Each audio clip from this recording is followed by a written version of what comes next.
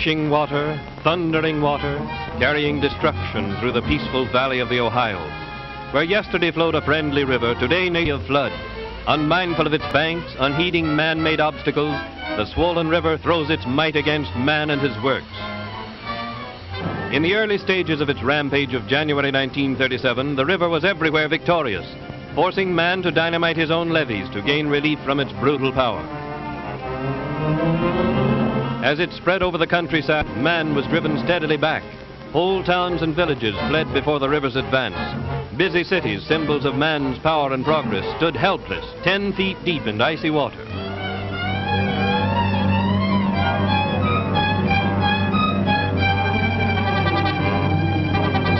Rushing where it could, creeping where it must, the river advanced steadily into man's domain.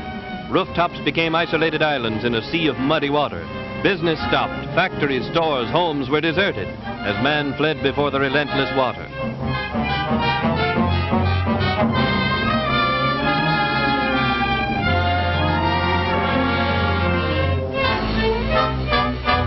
Buildings were washed away or crushed into heaps of tangled wreckage by the river's grip. Even pets and livestock were deserted in the retreat. And so, with its stunning surprise attack, a torrent 10 times the volume of Niagara Falls humbled man in the upper valley of the Ohio. Soon his towns and cities were firm in the ice-cold river's grasp, seas of watery desolation. A national crisis demanding federal action. It got federal action from the White House down, the best organized and most effective campaign against such a disaster in the history of the country.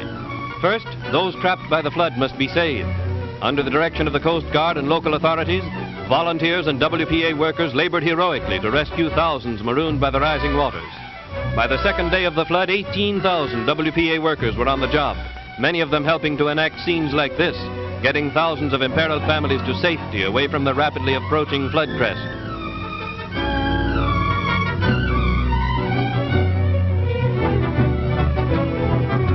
The Coast Guard brought hundreds of boats overland from many stations. Others were commandeered. But to meet the need for still more boats, relief workers built them in the streets, launched and manned them in nearby waters.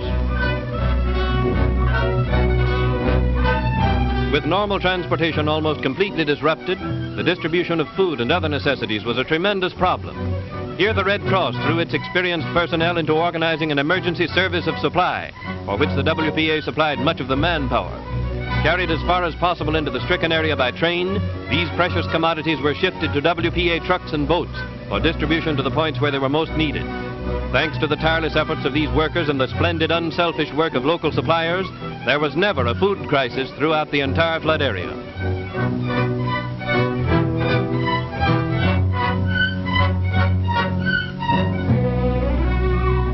To prepare this food for refugees, outdoor kitchens were established and manned by the Red Cross, local volunteers, and relief workers.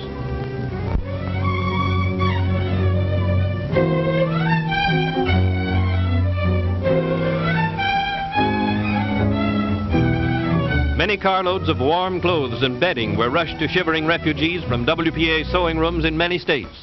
Here's one vital necessity of the wintry flood: rubber boots. Worse than the danger from water was the menace of disease. First, emergency hospital treatment was necessary for those injured or suffering from exposure. In hastily organized hospitals like this one in a hall over a garage, thousands of lives were saved by Red Cross and volunteer nurses and doctors, assisted in the care and feeding of patients by trained WPA workers.